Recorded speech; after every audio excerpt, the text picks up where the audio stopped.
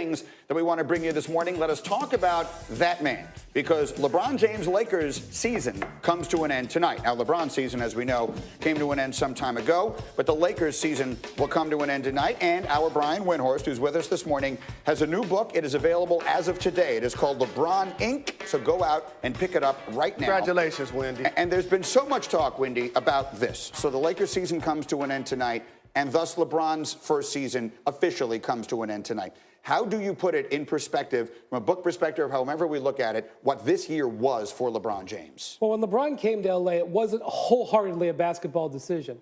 He also knew that they were going to have to build this team, and he thought that the building of the team was going to start last summer.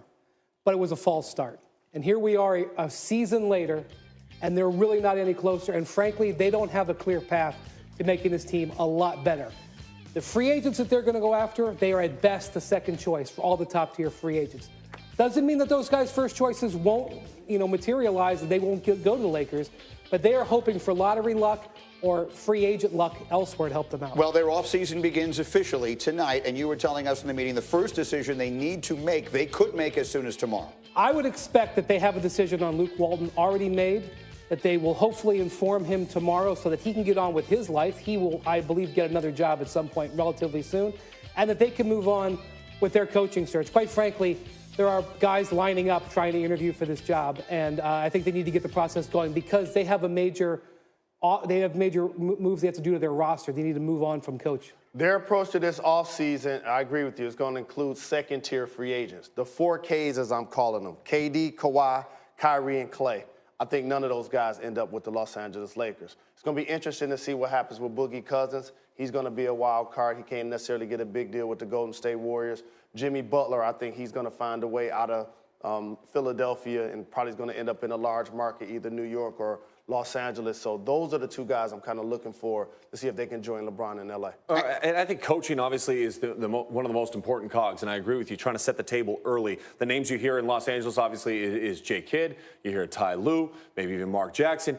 Out of those coaches, which ones would be most appealing to some of those free agents that Jalen's talking about? I think you have to get an experienced coach here. Even though I think there's a guy like Darvin Ham or a guy like Juwan Howard who could do a good job as an NBA head coach, with a 34-year-old LeBron James turning 35, managing the expectations, I think they need an experienced coach, which is why I think Ty Lue's name, championship coach, experience with LeBron, rises to the front of their list. I think Ty Lue ends up with the job ultimately. Yeah. We'll see. One other thing I wanted you to mention to the audience, because you said this to me earlier today, and it had never really crystallized my mind this way. A lot of people are criticizing LeBron and saying that the decision to go to L.A. was not a basketball one. You made the point, the decision to go back to Cleveland the second time, maybe also not purely not purely basketball, although he was going to a really good team. Right. A better team. And the one thing he did in Cleveland that he couldn't do in L.A., he convinced somebody to come with him. He picked up the phone and got Kevin Love to get forced to trade to Cleveland. But yes, there's no doubt this media business in his future played a role in his decision to go to Los Angeles. But that shouldn't necessarily be a sin against him. When he came to Cleveland, it was a family decision in a lot of ways. Yeah, it was a family and a redemption decision. Absolutely. We're talking a lot about redemption this morning. That's what that was for LeBron. The real question is, are they coming back with basically the same cast of characters and a new coach next year? Because if the answer to that is yes, this thing could take a really ugly turn. Much more on this as we go, but there's huge football news. Team's going to join us shortly. But The Athletic recently conducted a poll among current NBA players about the most important topics and discussions in the league right now. It included the headline awards, like who is the MVP? And in that question, which Brian Windhorst voted yesterday live on our show for Giannis Antetokounmpo, the players voted for James Harden, with Giannis right behind him and Paul George third. I didn't want to focus on this because, look, this one is a toss-up anyway. I don't think anyone is going to be outraged regardless of which of those 2 guys win it. There were some secondary questions that I thought were much more interesting. When the players were asked who is the most overrated player in the NBA, there was a tie between Draymond Green and Russell Westbrook. That's the one I want to bring to the table. Wendy, you made an interesting observation when I showed that to you earlier today about Draymond. Well, Draymond believes he's one of the most underrated players in the league, and he thinks he's one of the most underpaid players, too. So that one probably hit him pretty hard. What do you think, Jalen? Is Draymond Green overrated or underrated? Draymond Green is underrated. I've been watching Draymond Green since he was in high school. For those that don't know, he's from Saginaw, Michigan. He was a champion then. He overachieved at the university, at Michigan State University. He played there 4 years. And if you look back at his footage, he's changed his diet and he changed his approach and improved his jump shot. He was a second-round pick. Yeah. Yep. Now he's a 3-time All-Star and a 3-time champion and a starter on the best team in basketball. Yes, but for how long? Because it does bring up an interesting question. Depending on how this postseason shakes out, what do you think Draymond's immediate future, Brian Windhorst, might look like? Well, Draymond has pretty much yelled from the rooftops that he wants a contract extension this summer, which he is eligible for, and he wants a big one because he feels he is underpaid from his last contract that happened before the cap spike. The question is, with his body breaking down a little bit, and frankly, this last season and a half, his numbers have decreased as well. Will the Warriors be willing to give him the contract he wants? This is going to be a battle. We know because Draymond has switched agents and hired Rich Paul of Clutch Sports to go to battle for him. And the question is, if Kevin Durant leaves, will the Warriors retrofit their roster around the Splash Brothers and look to trade Draymond Green? Somewhere secretly in a drawer or in a locked file, there's a list of trade opportunities that the Warriors have come up with for Draymond Green because they are preparing for this moment. And the primary person the Warriors might be trying to get in a trade, their dream scenario if they lose KD is? They will call the Pelicans and make an offer for Anthony Davis. Now, the big thing about Anthony Davis is what happens with the Celtics.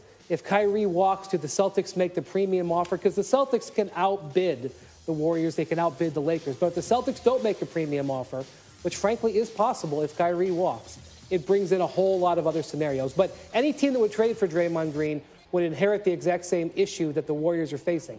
He wants to be paid a huge extension this summer. Okay, but how much of his numbers do we credit to the fact that KD is there and that there's just not enough basketball to go around to maintain the numbers that he at one point in time had with his roster? It's a legitimate question. The other question is, he is in such a perfect spot. Look, I respect Draymond like crazy. I agree with you. I watch the Big Ten every single night. He has made himself into a really good NBA player. But he's also in the perfect circumstance for what he does. What do you think of that? Next year, the Warriors could be no KD, no Draymond, no Boogie, and add Anthony Davis. Does that feel like a possibility to you?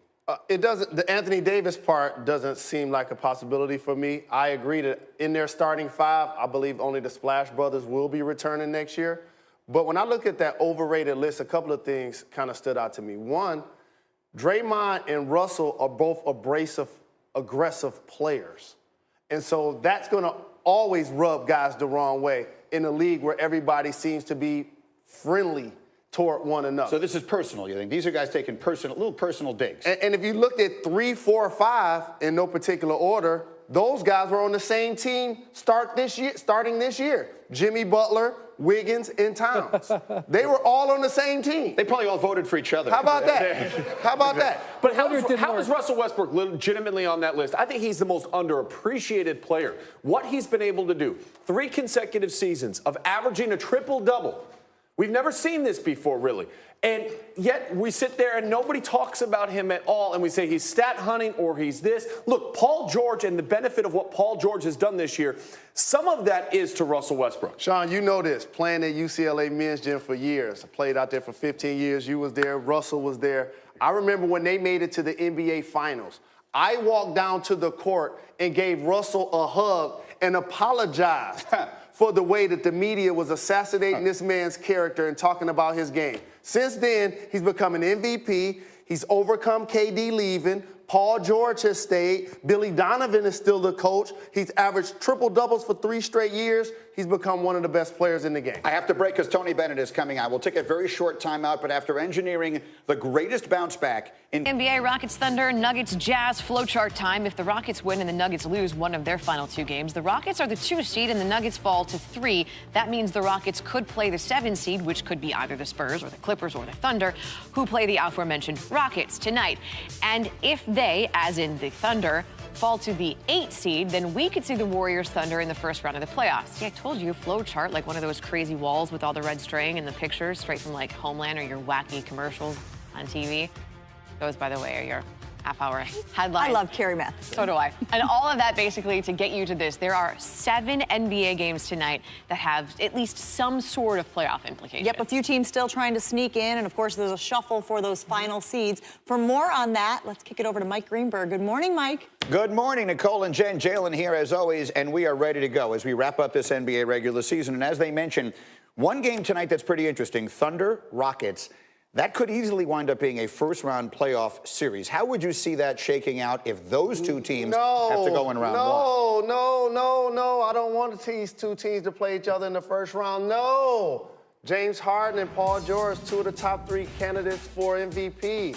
Russell Westbrook is averaging a triple-double for the 3rd straight year. We need these two teams to get past the first round. We don't need them to play each other in the first round. But while you're saying no, I have to believe the people in Golden State are saying yes. Get rid of one of our 2 biggest threats right off the bat before we have any chance to see it. Absolutely, and it's going to be personal against both of those teams regardless. We know about the history that Kevin Durant has with Oklahoma City.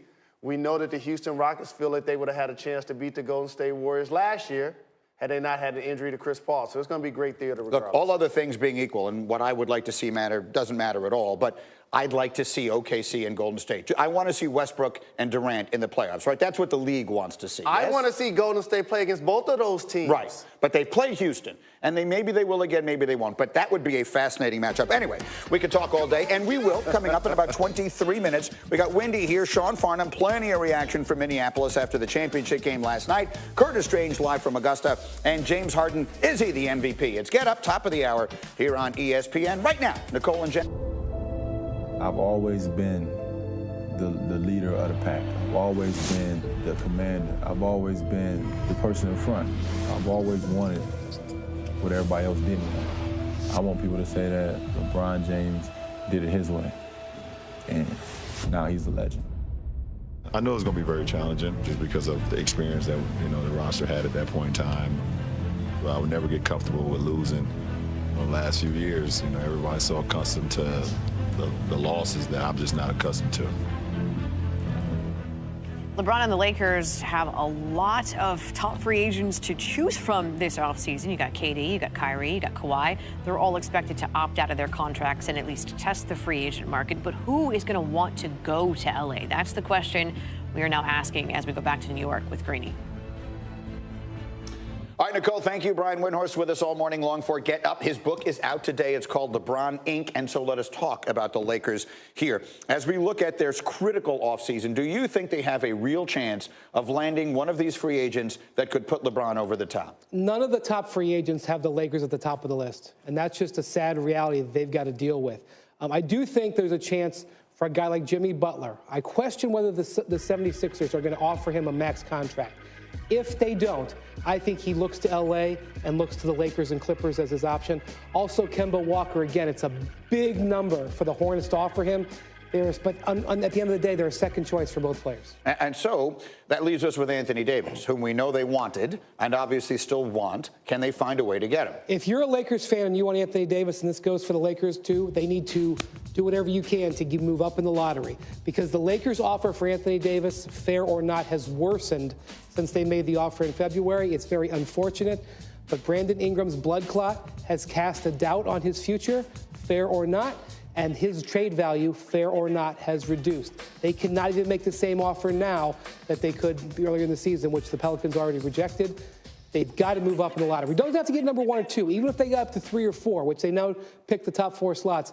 Something to improve what they have to offer. Something like a John Morant might all of a sudden make their offer look a little bit better. We got Jalen, we got Wendy, we got Sean Farnham, we got complete coverage of the title game and a whole lot more coming your way in just a few minutes. Get Up live here on ESPN. But right now, let's get back up to Bristol.